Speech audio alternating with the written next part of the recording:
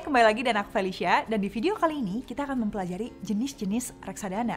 Sama seperti salad yang ada banyak variasinya, seperti salad sayur, salad buah, Caesar salad, atau bahkan frozen salad. Seperti itu juga reksadana. Ada 5 jenis reksadana secara umum, yaitu reksadana pasar uang, reksadana pendapatan tetap, reksadana saham, reksadana campuran, dan reksadana indeks. Nah, ketika kita mau mempelajari tentang reksadana, penting banget untuk ngerti apa sih isi dari setiap reksadana ini. Pertama, ada reksadana pasar uang. Kalau diibaratkan, ini tuh kayak salad sayur, yang return dan resikonya paling rendah dibanding yang lain. Isinya adalah semua surat berharga yang jatuh temponya kurang dari 1 tahun. Contohnya seperti deposito atau obligasi yang jatuh temponya maturity date-nya kurang dari 1 tahun. Nah, reksadana pasar uang ini juga lumayan unik karena pergerakan harganya selalu naik dan stabil di return sekitar 5-7% per tahun dan sudah tidak kena pajak lagi.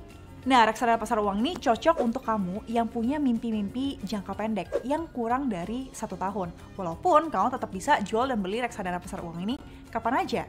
Kedua adalah reksadana pendapatan tetap atau yang dikenal juga sebagai reksadana obligasi.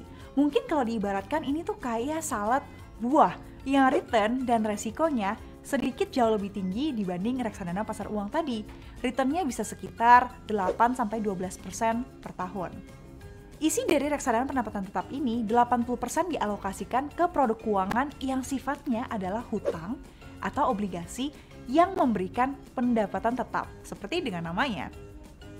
Pergerakan harga dari reksadana ini sedikit lebih fluktuatif dan cocok untuk kamu yang punya mimpi dan tujuan keuangan 1-3 tahun ke depan, jangka menengah lah.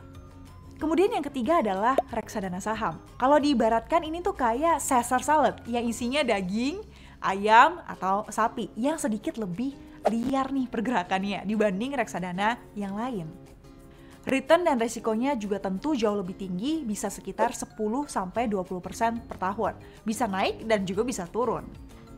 Isi dari reksadana saham ini 80% dialokasikan ke produk keuangan yang sifatnya saham. Pergerakan harganya juga sangat fluktuatif dan ini cocok untuk kamu yang punya mimpi atau tujuan keuangan jangka panjang. Mungkin sekitar lebih dari 5 tahun. Cocok untuk dana pensiun, dana pendidikan anak, dan mimpi-mimpi jangka panjang lainnya. Kemudian yang keempat adalah reksadana campuran. Sama seperti namanya, produk ini isinya adalah campur-campur antara pasar uang, saham, dan obligasi. Kadang dia bisa 80% di pasar uang, kadang dia bisa 80% di obligasi, dan kadang dia juga bisa 80% di saham, tergantung dengan kondisi marketnya. Oleh karena itu, kisaran return dan resikonya juga dari menengah sampai agak tinggi, sekitar 8-20% per tahun. Pergerakan harganya juga tentu jauh lebih fluktuatif dibanding dengan reksadana pendapatan tetap, tapi biasanya tidak lebih fluktuatif dari reksadana saham.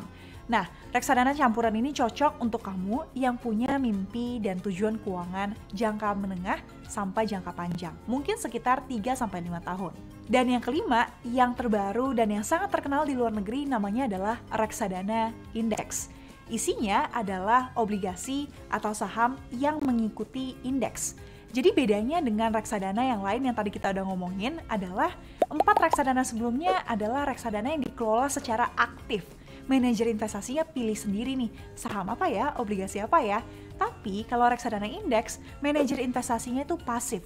Oleh karena itu juga dikenal sebagai passive fund atau passive investing. Di mana manajer investasinya nggak milih sendiri.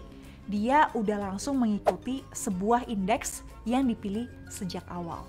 Indeks yang dimaksud bisa aja seperti LQ45, IDX30, dan indeks lainnya.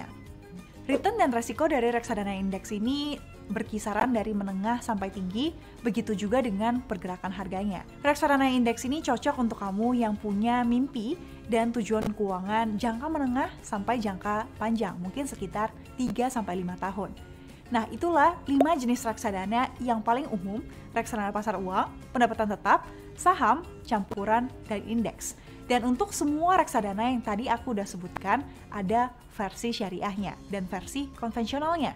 Jadi pilih sesuai dengan tujuan keuangan dan profil resiko kamu aja. Untuk detail dari setiap reksadana, kita akan bahas di pembelajaran berikutnya ya. Sampai jumpa!